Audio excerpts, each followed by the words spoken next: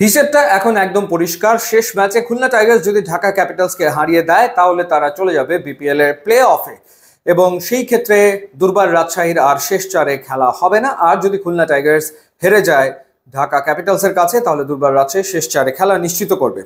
আর একটা ম্যাচ যেটা বাকি রয়েছে ফরচুন বরিশাল এবং চিটাগং কিংসের ভেতরে, সেই ম্যাচে যদি চিটাগং কিংস হারিয়ে দেয় ফরচুন বরিশালকে তাহলে তারা পয়েন্ট টেবিলে 2-এ উঠে যাবে রংপুর রাইডার্সের চেয়ে বেটার রান রেটের কারণে। আর সেই ম্যাচে যদি ফরচুন বরিশাল জেতে তাহলে 2 নম্বরে রংপুর রাইডার্স থাকবে এবং 3-এ সেই ক্ষেত্রে থাকবে চিটাগং কিংস, যারা এর ভেতরে তো শেষ চার নিশ্চিত করে ফেলেছে।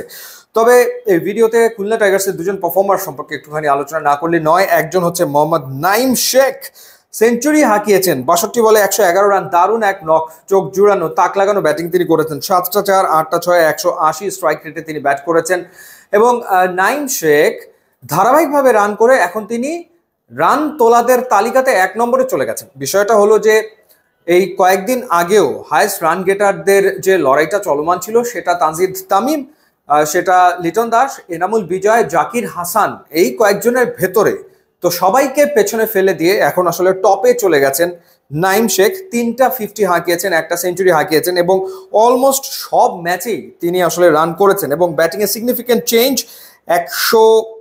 150 স্ট্রাইক রেটে 444 রান করেছেন এখন পর্যন্ত এবং তার গড় হচ্ছে 44.40।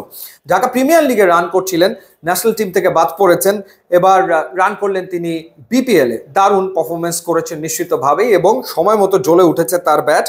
শুরুতে যেরকম ব্যাট করছেন নাইম শেখ এবং লোয়ার মিডল অর্ডারে আরেকজন ব্যাট করছেন মাহিদুল ইসলাম অঙ্কন, সাচ এ ফ্যান্টাস্টিক পারফর্মার। এবারে বিপিএল এ তিনি স্পেশালি 6 বা 7-এ নেমে যে পারফরমেন্স দেখাচ্ছেন, এই ম্যাচে 15 বলে 29 রানের একটা ইনিংস খেলেছেন, 3টা 4 একটা ছক্কা মেরেছেন, 193 স্ট্রাইক রেটে ব্যাট করেছেন এবং খুলনা টাইগার্স যে ম্যাচগুলো জিতেছে সেই ম্যাচগুলোতে ছোট ছোট যে পার্থক্যগুলো তৈরি হয়েছে সেই পার্থক্য আসলে মাহিদুল ইসলাম অঙ্কন তিনি তৈরি করেছেন। ফিনিশারের যে অভাব বাংলাদেশে, সেই অভাব নিশ্চিতভাবে টি-20তে তিনি দূর করতে পারেন এবং মাহিদুল ইসলাম অঙ্কন 11 ইনিংস ব্যাট করে 275 রান করেছেন এবং 184.56 হচ্ছে তার স্ট্রাইক রেট, 34.37 হচ্ছে তার এভারেজ। 14টা 4-এর পাশাপাশি 21টা 6 তিনি হাঁকিয়েছেন আর নাইম 4 হাঁকিয়েছেন 39টা, যেটা হাইয়েস্ট।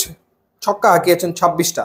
খুলনা টাইগার্সের যে বিদেশি ক্রিকেটাররা রয়েছে, যেমন বশিষ্ঠ নামের একজন ক্রিকেটার রয়েছেন, নওয়াজ রয়েছেন খুলনা টাইগার্সে, এছাড়া আরও একজন খেলছেন অ্যালেক্স রস।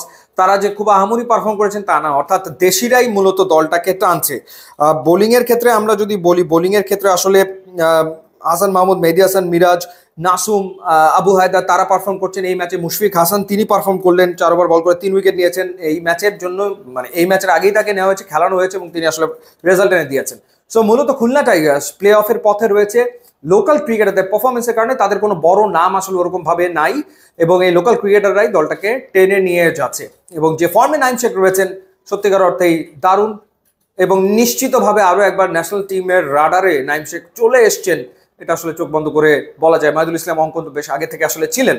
তো দেখা যাক ঢাকা ক্যাপিটালসের এগেইনস্টে তারা আসলে কেমন পারফর্ম করেন এবং খুলনা টাইগার্সকে শেষ পর্যন্ত তারা শেষ চারে নিয়ে যেতে পারেন কিনা।